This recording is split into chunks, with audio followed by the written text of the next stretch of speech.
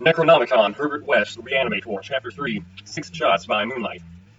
It is uncommon to fire all 6 shots of a revolver with great suddenness when one would probably be sufficient, but many things in the life of Herbert West were uncommon. It is, for instance, not often that a young physician leaving college is obliged to conceal the principles which guide his selection of a home and office, yet in the case of with Herbert West, when he and I obtained our degrees at the medical school of Miskatonic University and sought to relieve our poverty by setting up general practitioners, we took great care not to say that we choose our house because it was fairly well isolated and as near as possible to the Potter's Field. Reticence, such as it is seldom without a cause, nor indeed was ours, for our requirements were those resulting from a life work distinctly unpopular. Outwardly, we were doctors only, but beneath the surface were aims of far greater and more terrible moment, for the essence of Herbert West's existence was a quest amid black and forbidden realms of the unknown in which we hoped to uncover the secret of life, and to restore to perpetual animation the graveyard's cold clay. Such a quest demands strange materials, among them fresh human bodies. In order to keep supplied with the indispensable things, one must live quietly and not far from a place of informal interment.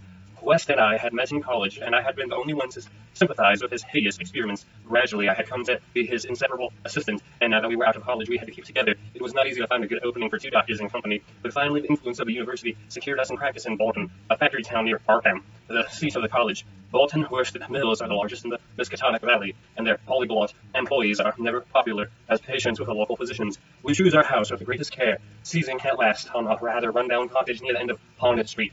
5 numbers from the closest neighbor, and separated from the local Potter's Field by only a stretch of meadow land, bisected by a narrow neck of rather dense forest which lies to the north. The distance was greater than we wished, but we could no nearer house without going on the other side of the field, wholly out of the factory district. We were not much displeased, however, since there were no people between us and our sinister source of supplies. The walk was trifle long, that we could haul our silent specimens undisturbed. Our practice was surprisingly large from the very first, large enough to please most of young doctors and large enough to prove a bore and a burden to students whose real interest lay elsewhere.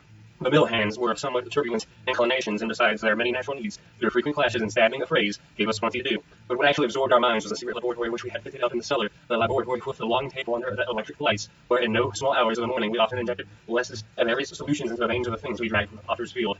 West was experimenting madly to find something which would start man's vital motions anew after they had stopped by the thing we call death, but encountered the most ghastly obstacles. The solution had to be differently compounded for different types. That what would serve for guinea pigs would not serve for human beings, and different specimens required large modifications. The bodies had to be exceedingly fresh, or the slight decomposition of the brain tissue would render perfect reanimation impossible. Indeed, the greatest problem was to get them fresh enough. West had had horrible experiences during his secret college researches with corpses of doubtful vintage. The results of partial and imperfect animation were much more hideous than were the total failures, and we both held fearsome recollections of such things. Ever since our first demonic session in the deserted farmhouse on Meadow Hill in Arkham, we had felt a brooding menace, and West, through a calm, blonde, blue-eyed, scientific automaton, in most respects often confessed to a shuddering sensation of stealthy pursuit. He half felt that he was followed, psychological delusion of shaken nerves, enhanced by the undeniable and disturbing fact that at least one of our reanimated specimens was still alive, a frightful and carnivorous thing in a padded cell at Sefton. Then there was another, our first, whose exact fate we had never learned. We had fair luck with specimens in Bolton, much better than Arkham. We had never been settled a week before we got an accident victim on the very night's burial, and made it open its eyes with an amazingly rational expression before the solution failed. It had lost an arm, it had almost been a perfect body, we might have succeeded better.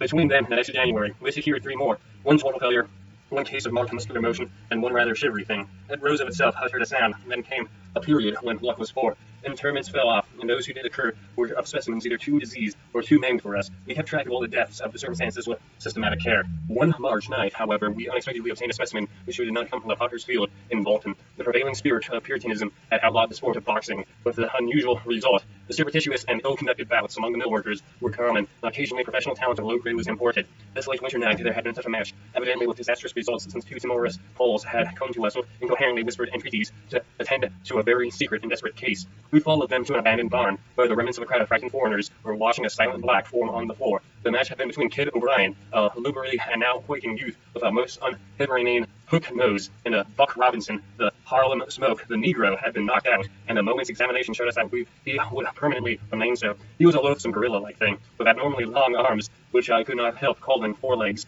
and a face that conjured thoughts of unspeakable Congo secrets and tom-tom poundings under an eerie moon. The body must have looked even worse in life, but the world holds many ugly things. Fear was upon the whole pitiful crowd, for they did not know what the law would exact of them if the affair were not hushed up, and they were grateful then when West, in spite of my involuntary shudders, offered to get rid of the thing quietly, for a purpose I knew too well. There was bright moonlight over the snowless landscape, and we dressed the thing, carried it home between us through the deserted streets and meadows as we carried a similar thing one horrible night in Arkham. We approached the house from the field in the rear, took the specimen in the back door, and down the cellar stairs. Prepared for the usual experiment, our fear of the police was absurdly great, though we had time to research the solitary patrolman out of that section. The result was verily anticlimactic. Ghastly as our prize appeared, it was wholly unresponsive to every solution we injected in his black arm. So Lucius, prepared from experience with white specimens only, so as the hour grew dangerously near to dawn, as we had done, while the others dragged the thing across the meadows to the neck of the woods near the potter's field, and buried there in the best sort of the grave the frozen ground would furnish. The grave was not very deep, and fully as good as that it was the previous specimen. The thing had risen of itself, and I heard a sound.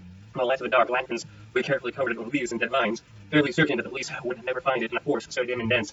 The next day I was increasingly apprehensive about the police for a patient, or of rumors of suspected fight and death. Lest it so another source of worry, for he had been called an afternoon to case, which ended very threateningly. An Italian woman had become hysterical over her missing child, a lad of 5, who had set off early in the morning and failed to appear for dinner, and developed symptoms highly alarming in view of an always weak heart. It was a very delicious area, for the boy had often run away before, but Italian peasants are exceedingly superstitious, and this woman seemed as much harassed by omens as by facts. About 7 o'clock in the evening, she had died, and her frantic husband had made a frightful scene in his efforts to kill West, whom he widely blamed for not saving her life. Friends had held him when he drew a stiletto, but West departed amidst his inhuman shrieks, curses and oaths of vengeance. In his latest affliction, the fellow seems to have forgotten his child, who was still missing as the night advanced. There was some talk of searching the woods, that most of the family and friends were busy with the dead woman and the screaming man, although the nervous strain upon West must have been tremendous. Thoughts of police and of the mad Italian both weighed heavily. We retired about 11, but I did not sleep well. Bolton had surprisingly good police force for so small a town, and I could not help fearing the mess which would ensue with the affair of the night before were ever tracked down. It might mean the end of all our local work, and perhaps prison for both West and me. I did not like those rumors of a fight which were floating about after the clock had struck 3. The moon shone in the eyes, but I turned over without rising to pull down the shade. Then came the steady rattling at the back door. I lay still and somewhat dazed, but before long heard West's rap on my door. He was clad in dressing gown and slippers, had in his hands a revolver and electric flashlights. From the revolver I knew that he was thinking more of a crazed Italian than of the police. We'd better both go, he whispered. It wouldn't do no to answer it anyway, and it may be a patience.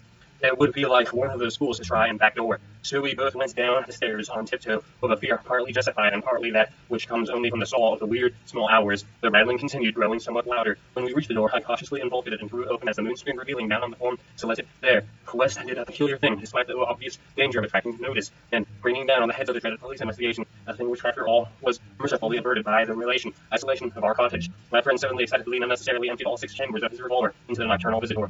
For that visitor was neither Italian nor policeman. Looming hideously against the spectral moon was a gigantic misshapen thing, not to be imagined save in the nightmares. A glassy-eyed, ink-black apparition, nearly on all fours, covered with bits of mold, the leaves and vines, foul with caked blood, and having its glistening teeth and a snow-white, terrible, cylindrical object terminating in a tiny hand.